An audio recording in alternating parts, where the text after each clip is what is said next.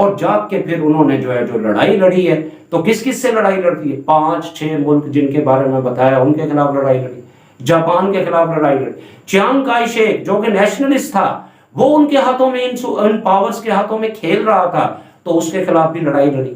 نیشنلسٹوں کے خلاف، یہ جو کمیونسٹ ہیں انہوں نے نیشنلسٹ کے خلاف بھی لڑائی لڑی اور ان 5 طاقتوں کے خلاف لڑائی لڑی۔ اور وہ جو لانگ مارچ کیا چائنا میں، وہ اصل میں لانگ مارچ کا آغاز کیسے ہوا؟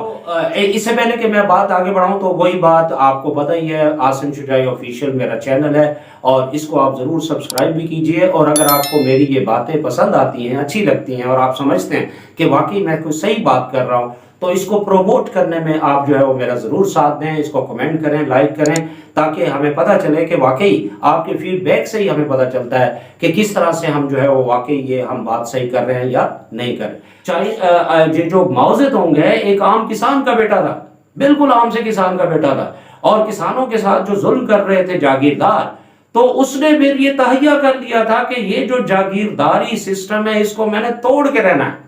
تو آخرکار اس لانگ مارچ کے ذریعے اس جاگیرداری کا جو سسٹم تھا چائنا میں، جس نے چین کو جو ہے وہ کمزور کر رکھا تھا، غلام بنا رکھا تھا، اس سسٹم کو توڑا۔ ہم نے کیا کیا؟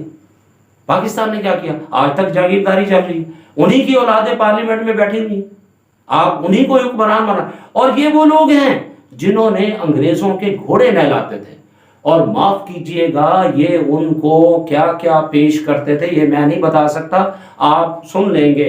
یہ وہ لوگ ہیں، یہ کہاں ملک کے ساتھ جو ہے وہ ہو سکتے ہیں؟ مخلص کیسے ہو سکتے ہیں یہ لوگ؟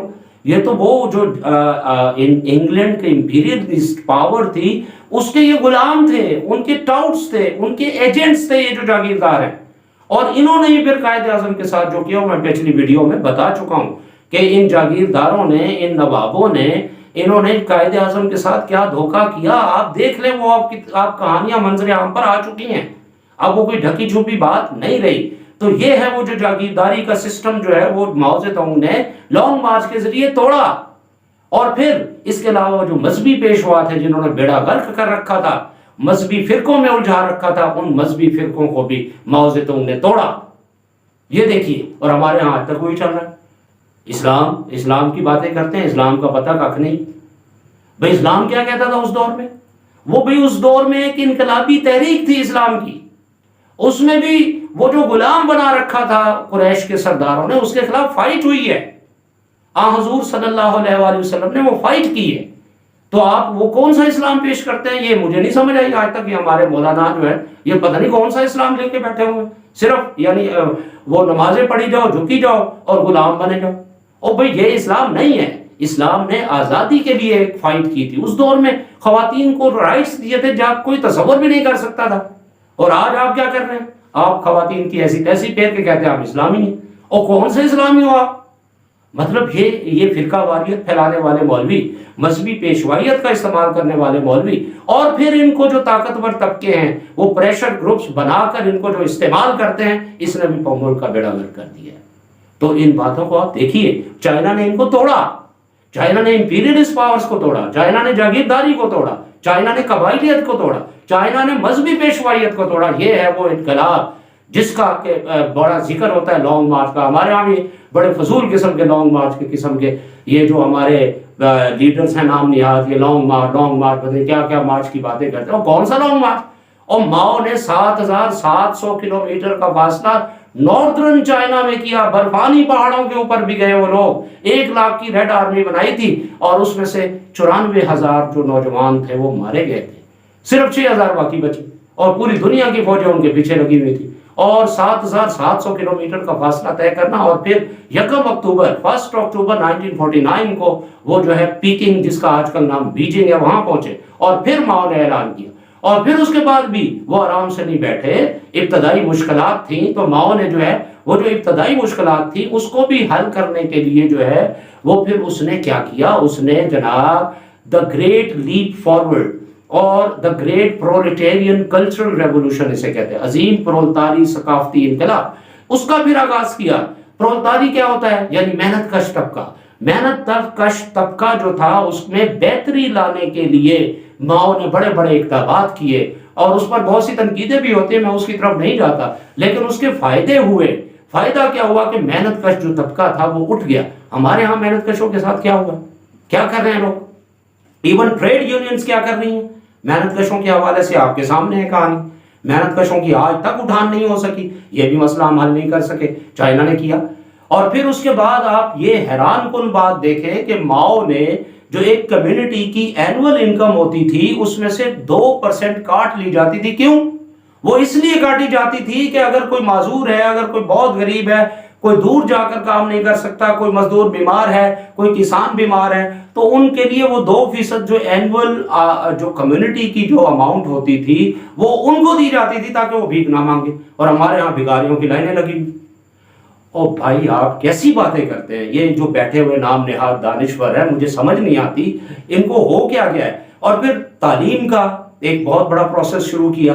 اس کے علاوہ ایک بہت بڑی بات کیا کی، اور وہ جناب تھی کہ باہر سے کوئی بھی ہائی ٹیک ٹیکنالوجی نہیں منگوانی۔ تو یہی وجہ ہے کہ چین کے جو پہلے پرائم منسٹر ہیں چو ان لائے، وہ سائیکل پر پرائم منسٹر ہاؤس میں جاتے تھے۔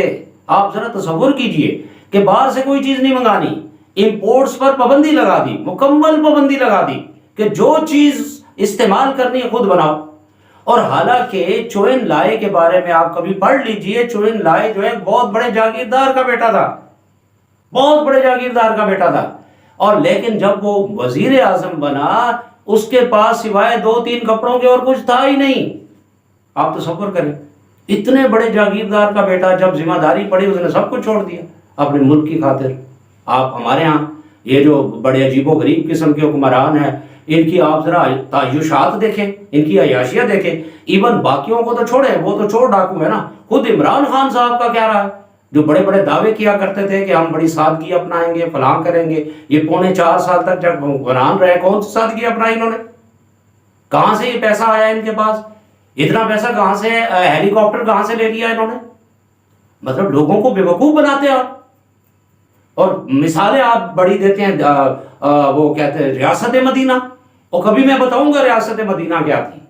ابھی تھوڑا سا ٹچ میں نے اس میں دیا ہے، اس ویڈیو میں تھوڑا سا ٹچ میں نے دیا ہے کہ ریاست مدینہ کے حوالے سے وہ اسلام کی اصل جو انقلاب تھا وہ تھا کیا، وہ میں نے مختصر سا حوالہ دیا، لیکن کسی وقت میں ریاست مدینہ کے حوالے سے بھی پوری ایک تفصیل بتاؤں گا۔ اس پر یہ پورے نہیں اترتے جو باتیں کرنے والے ہیں ریاست مدینہ میں، مطلب لوگوں کو بیوقوف بناتے۔ میں اس بات سے حیران ہوں۔ تو آپ دیکھیے کہ چو ان لائے، میں پھر بعد میں دوہرا رہا ہوں کہ اتنے بڑے جاگیردار کا بیٹا جب اس کی وفات ہوئی تو اس کے بعد 2 سوٹ نہیں نکلے، اپنی جوتی تک نہیں تھی، سائیکل پہ پرائم منسٹر ہاؤس میں جاتے تھے۔ یہ ہے وہ چین نے ہمیں نہیں ترقی کر لی، ہمیں بڑی بڑی بھاشن سنائے جاتے ہیں فلاں یہ وہ، اور کچھ عملی طور پر پھسڈی ہو جاتے ہیں، وہ اس کے الٹ ہی کام کرتے ہیں، باتیں بڑی بڑی کر رہے ہوتے ہیں یہاں۔ اور بھائی باتوں کی ضرورت ہمیں نہیں ہے، ہمیں عمل کر کے دکھاؤ، جو کرتے ہیں اس پہ عمل کر کے دکھاؤ، نہیں کرتے آپ تو مطلب لوگوں کو بیوقوف بنایا جا رہا ہے۔ میں اس لیے یہ کچھ باتیں چائنا کے حوالے سے آپ کو بیان کر رہا ہوں کہ جناب آپ ان سے کوئی سبق سیکھیں۔ مجھے بھی جب سے پتا چلا میرے اپنے جو ہے ہوش اڑ گئے کہ یار چین نے کیسے ترقی کر لی، اور چین نے کون کون سی قوتوں کو شکست دی۔ تو ہمارے ہاں وہ ساری قوتیں موجود ہیں تو ترقی کیسے ہو سکتی ہے؟ ممکن ہی نہیں ہے۔ ان قوتوں کے ہوتے ہوئے جن کا میں نے ذکر کیا ہے، ان قوتوں کے ہوتے ہوئے ترقی ممکن نہیں ہے۔ مجھ سے لکھوا لے، اگلے 200 سال تک آپ ترقی نہیں کر سکتے۔ ان قوتوں کا خاتمہ کرنا ہوگا جو آپ کی ترقی دشمن ہے، یہ ضرور خاتمہ کرنا ہوگا، پھر ہی کہیں جا کے کوئی ترقی کے اسباب نکلیں گے، ادروائز نہیں ہوگی۔ یہ لوگوں کو ڈھکوسلے نہ دیں، لوگوں کو بیوقوف نہ بنائیں۔ اور ٹھیک ہے آپ دیکھیں بنگلہ دیش سے بھی آپ کی جو ہے وہ شرح خواندگی لٹریسی ریٹ کم ہے، اور کہاں کی باتیں کرتے ہیں؟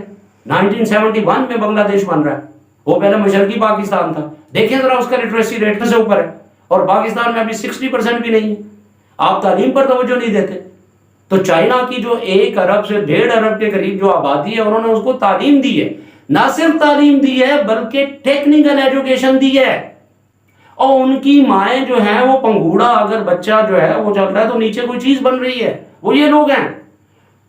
وہ ایک تو یہی جو ہمارے جو آج کل وزیر اعظم بنے ہوئے ہیں، شہباز شریف صاحب گئے ادھر جناب، تو ادھر دیکھ کے وہ دن رات محنت کر رہے ہیں تو وہ حیران رہ گئے جناب، پھر انہوں نے بھی آ کے یہاں دن رات وہ پل بنانے پر توجہ دے دی. ٹھیک ہے یہ بھی ضروری ہوتا ہے, لیکن اصل چیز ہے ہیومن ڈیولپمنٹ انڈیکس, یعنی انسانی ترقی. چین نے جو ہے یہ بات یورپ کے اگینسٹ ثابت کی ہے کہ یورپ والے کہتے تھے کہ آبادی کو کم کرو تاکہ ریسورسز جو ہے وہ اس سے کم نہ ہو پائیں, لیکن چین نے اس بات کو بھی غلط ثابت کیا. چین نے یہ ثابت کیا کہ جناب اتنی بڑی آبادی کو اگر آپ سکلفل بنا دیں تو وہ پاور ہے. یہ ماؤ کا قول ہے. ماؤ نے یہ کہا تھا کہ یہ جو آبادی ہے, ماؤ آبادی کم کرنے کے حق میں نہیں تھا, بلکہ ماؤ نے کہا ٹھیک ہے آبادی بڑھاؤ کوئی مسئلہ نہیں ہے, اور لیکن اس کو سکلفل بناؤ, اس کو ایجوکیشن سکلفل دو. اور آج کل کا دور ہی سکلفل ایجوکیشن کا ہے. نان سکلڈ ورکرز جو ہیں وہ تیزی سے بے روزگار ہوتے جا رہے ہیں دنیا میں. تو آپ کہاں سکلڈ ایجوکیشن کہاں؟ آپ کے پاس تو ہے کوئی پروگرام ہی نہیں, کسی کے پاس بھی نہیں. تو یہ چین نے کیا. آپ دیکھیں ان کے جو سائنٹسٹ ہیں, ان کے جو انجینئرز ہیں, وہ پوری دنیا میں کام کر رہے ہیں. آپ یہ جو سی پیک میں آپ نے خود نہیں دیکھ لیا کہ وہ کیسا کام کرتے ہیں.